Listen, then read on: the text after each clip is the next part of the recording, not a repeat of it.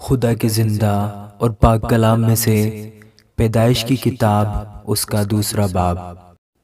سو آسمان اور زمین اور ان کے کل لشکر کا بنانا ختم ہوا، اور خدا نے اپنے کام کو جسے وہ کرتا تھا 7ویں دن ختم کیا، اور اپنے سارے کام سے جسے وہ کر رہا تھا 7ویں دن فارغ ہوا۔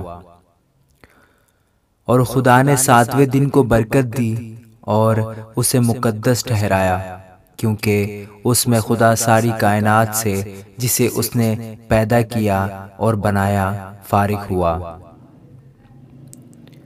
یہ ہے آسمان اور زمین کی پیدائش جب وہ خلق ہوئے، جس دن خداوند خدا نے زمین اور آسمان کو بنایا۔ اور زمین پر اب تک کھیت کا کوئی پودا نہ تھا، اور نہ میدان کی کوئی سبزی اب تک اگی تھی، کیونکہ خداوند خدا نے زمین پر پانی نہیں برسایا تھا، اور نہ زمین جوتنے کو کوئی انسان تھا، بلکہ زمین سے کہر اٹھتی تھی اور تمام روئے زمین کو سیراب کرتی تھی۔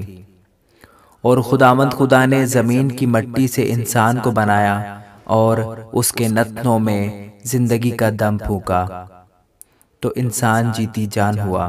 اور خداوند خدا نے مشرق کی طرف عدن میں ایک باغ لگایا، اور انسان کو جسے اس نے بنایا تھا وہاں رکھا۔ اور خداوند خدا نے ہر درخت کو جو دیکھنے میں خوشنما اور کھانے کے لیے اچھا تھا زمین سے اگایا، اور باغ کے بیچ میں حیات کا درخت اور نیک و بد کی پہچان کا درخت بھی لگایا۔ اور عدن سے ایک دریا باغ کے سیراب کرنے کو نکلا، اور وہاں سے 4 ندیوں میں تقسیم ہوا۔ پہلی کا نام فیسون ہے، جو حویلا کی ساری زمین کو جہاں سونا ہوتا ہے گھیرے ہوئے ہے، اور اس زمین کا سونا چوکا ہے، اور وہاں موتی اور سنگ سلیمانی بھی ہیں۔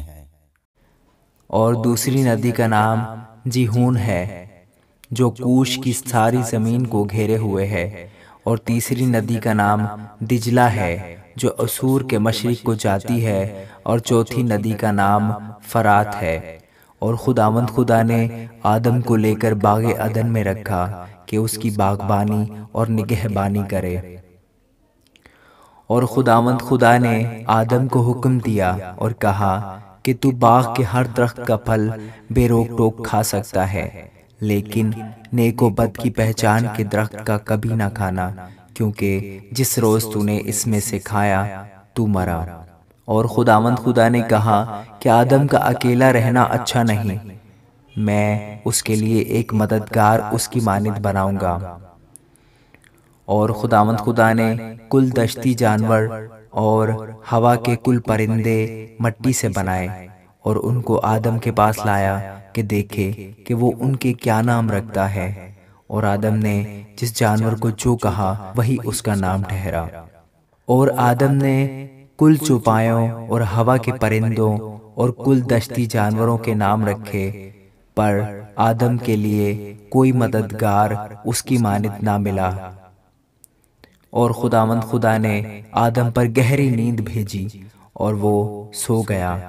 اور اس نے اس کی پسلیوں میں سے ایک کو نکال لیا اور اس کی جگہ گوشت بھر دیا۔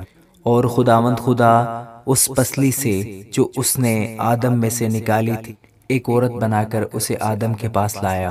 اور آدم نے کہا کہ یہ تو اب میری ہڈیوں میں سے ہڈی اور میرے گوشت میں سے گوشت ہے، اس لیے وہ ناری کہلائے گی، کیونکہ وہ نر سے نکالی گئی۔